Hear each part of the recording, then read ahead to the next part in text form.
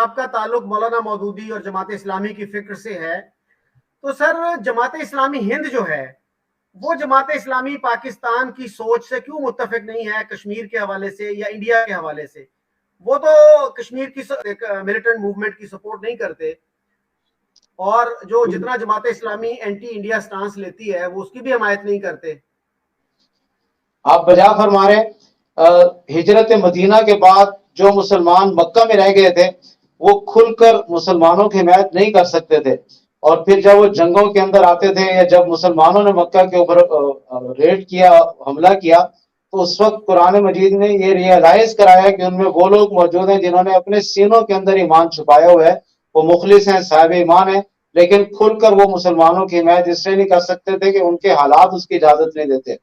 और हमारा भी ये ख्याल है कि अगर हिंदुस्तान की जमात इस्लामी या वहां के रहने वाले अहले इस्लाम खुलकर अगर इस जिहाद कश्मीर की हिमायत करेंगे तो उन्हें जबरदस्ती कुचल दिया जाएगा, और हालत इकराह में अपने ईमान को छुपाना शरीयत ने जायज करार दी।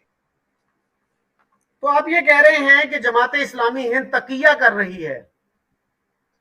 तकिया तो एक अलग इस्तिलाह है, उसका इससे कोई ताल्लुक नहीं है, लेकिन ये है कि वो खुलकर अपने मौकफ का इजहार नहीं करते, क्योंकि उन्हें अपना सर्वाइवल, अपनी जिंदगी की जंग दरपेश है, और जिंदगी और जान बचाने के लिए किसी तरह के भी कंप्रोमाइज की हमारी शरीयत ने इजाजत दी है। सर इंडिया के मुसलमान तो बहुत एहतजाज करते रहे हैं, कौन सा इशू है जिसपे उन्होंने एहतजाज नहीं किया? वो खड़े होते हैं, सड़कों पे निकलते हैं, जुलूस निकालते हैं, सर तन से जुदा, सर तन से जुदा के नारे लगाते हैं। कौन सी आजादी है जो उनको मैसर नहीं है? अगर वो ये समझते हैं कि कश्मीर में जुल्म हो रहा है और कश्मीर पाकिस्तान का हिस्सा है, तो वो खुलकर क्यों नहीं बोल सकते? मैं आपसे जुज़वी इख्तिलाफ करूंगा। ये जी। इंडिया का प्रेस या हुकूमत ये तासुर देने में अगरचे आगे आगे हैं कि वहां के मुसलमान आज़ाद हैं, लेकिन हकीकत इसके बिल्कुल बरक्स है। आज भी बम्बे के पोश इलाके में किसी मुसलमान की कोई जायदाद नहीं है, उनको वहां से जायदाद नहीं लेने दी जाती। वहां मुसलमान लड़कियों को मजबूरन हिंदुओं से शादी करनी पड़ती है। मुसलमान लड़कों को नौकरियां लेने के लिए, प्रमोशन लेने के लिए मजबूरन हिंदू लड़कियों से शादी करनी पड़ती है। और ये सिर्फ मुसलमानों के साथ ही नहीं है, वहां जितने भी हिंदुओं के अलावा गैर मजहब के लोग हैं, बल्कि हिंदुओं के अंदर भी ब्राह्मण के अलावा जो दूसरी जातों के लोग हैं, जो शूद्र हैं या खिश्तरी हैं या वेश हैं, उनके ऊपर भी यही टफ टाइम है, यही मुश्किल वक्त है कि ब्राह्मण उन्हें आगे नहीं बढ़ने देता, और नस्ली तासुब बुरी तरह से वहां हाइल है। और यही मामला मुसलमानों के साथ भी है कि वो अपनी सर्वाइवल की जंग वहां लड़ रहे हैं, और बुरी तरह खौफ के साए के नीचे वो वहां मौजूद हैं। बड़े सगीर में जितने भी गैर हिंदू हैं या मुस्लिम हैं, उन सबके धर्मगुरु एक हैं, सबकी किताबें एक हैं, सबका तौर तरीका एक है, सबके सोचने का मार्गदर्शन एक है, सबकी आइडियोलॉजी एक है। वैसे ही बड़े सगीर में यानी संपूर्ण भारत में जितने हिंदू हैं सबका तरीका एक है, सबका जीवन शैली एक है। हाँ, खान पान बोली भाषा अलग हो सकती है, सबके मंत्र जो शादियों के होते हैं एक होते हैं। तो फिर इतना तो है कि जो संस्कार, जो खाद पानी भारत के हिंदुओं को मिला है वही बांग्लादेश के और पाकिस्तान के हिंदुओं को मिलता है। वहाँ पे उनको सुविधाएं नहीं मिलती उस तरह, तो सेकुलर नहीं है, वो दोनों इस्लामिक कंट्री है, इसीलिए वो वहाँ पर विकास नहीं हो पाता। लेकिन भारत के बड़े सगीर के जितने मुसलमान हैं उन सबको वही खाद पानी मिलता है जो भारत के मुसलमानों को मिलता है, सब कुछ वही है। तो फिर उनकी आइडियोलॉजी अलग कैसे? और ये मौलाना जो बोल रहे हैं, अगर इनकी बात पर भारत में जो कि इंटरनेट से बहुत आसान है, सब एक दूसरे से जुड़े हुए हैं। आप पाकिस्तानी मौलाना का बयान देख लीजिए, उसमें बहुत सारे भारत के मुसलमानों के क्वेश्चन के आंसर देते हैं। तो अगर इनके बात से यहाँ के केवल 15% जितनी उनकी संख्या है, और उनके अगर 50% मान लीजिए, 50% जिन, क्योंकि खाद पानी सबका एक है, तो अगर इनके बात पे आ जाते हैं तो समस्या आप समझ सकते हैं कितनी बड़ी होने वाली है। एक युद्ध की ये तैयारी कर रहे हैं, तो क्या आपके यहाँ कोई ऐसा सिद्धांत नहीं है कि इस युद्ध में कोई गुप्तचर बन के उनके समाज में जाए? और उनके इस तरह के सारे प्लानिंग को फेल कर दे।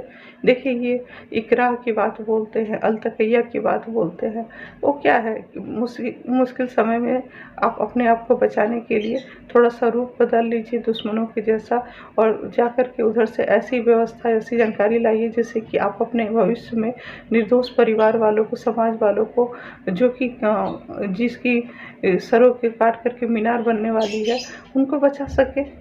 ऐसा नहीं कर सकते। यही तो धर्म है कि आप अपने लोगों को बचाइए।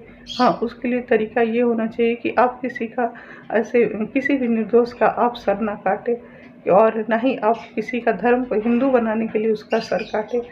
यही तो तरीका है। कोई धर्मगुरु ऐसा नहीं करता हमारे में।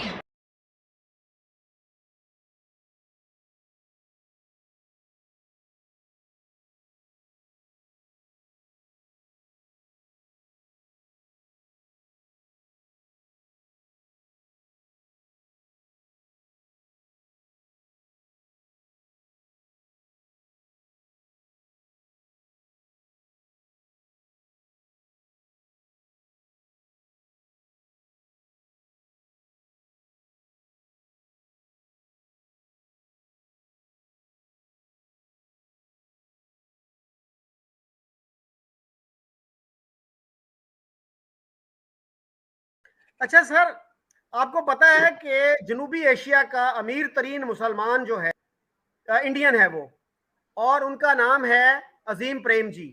उनकी कंपनी का नाम है विप्रो, जो ना सिर्फ इंडिया में बल्कि अमेरिका और बर्तानिया और यूरोप तक में वो जॉब्स देते हैं लोगों को आईटी की, और आईटी का जार कहा जाता है उनको इंडिया में। और सर दिल्ली, आपने कहा कि मुंबई में किसी मुसलमान के पास पॉश इलाके में कोई प्रॉपर्टी नहीं है, तो सर ये शाहरुख है, सैफ अली खान है, आमिर खान, AR रहमान, ये सर झोंपड़ियों में रहते हैं सब क्या?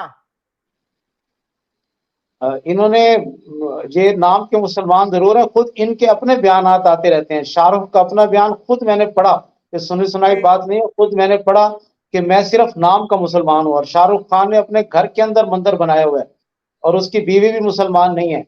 यानी ये वही मेरी ही बात, मेरी ही मौकफ की हिमायत हो रही है कि इतने बड़े बड़े लोगों को भी अब अपना वहां जिंदा रहने के लिए हिंदुओं की मुआशरत की शाहरुख ने सहारा एक लेना बहुत पड़ता है। लंबी फिल्म बनाई थी, my name is Khan. America में गए और वहाँ जा कर के उन्होंने ये फिल्म बनाई, और इसकी शूटिंग लगभग ज़्यादातर अमेरिका में हुई है। उसमें सबसे बड़ी उनकी जो फेवरेट हीरोइन है, जो उनके साथ मैच करती हैं, काजोल, उनको लेकर के फिल्म बनाई ताकि कोई कमी ना रहे।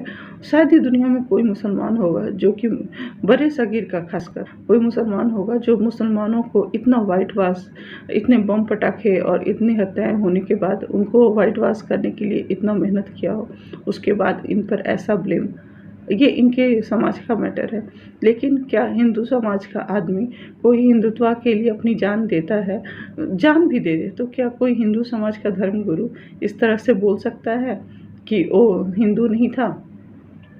बोल सकता है राजनीतिक फ़ायदा के लिए, क्योंकि हमारे धर्मगुरु केवल वोट देने के लिए दिशा देते हैं, लेकिन कर्म के आधार पर, धर्म के आधार पर ज्ञान नहीं। मौलाना ने बिल्कुल सही कहा, जब दो कौमी नज़रिया पर जब पार्टीशन हो गया और आप ईमान रखते हैं, मतलब कि आप अपने मजहब पर विश्वास रखते हैं, तो आप भारत में क्या कर रहे हैं? तो आप भारत में रह रहे हैं तो आप बेईमान हैं। ऐसा साफ साफ बोलने वाला हिंदू गुरु मिलना बहुत मुश्किल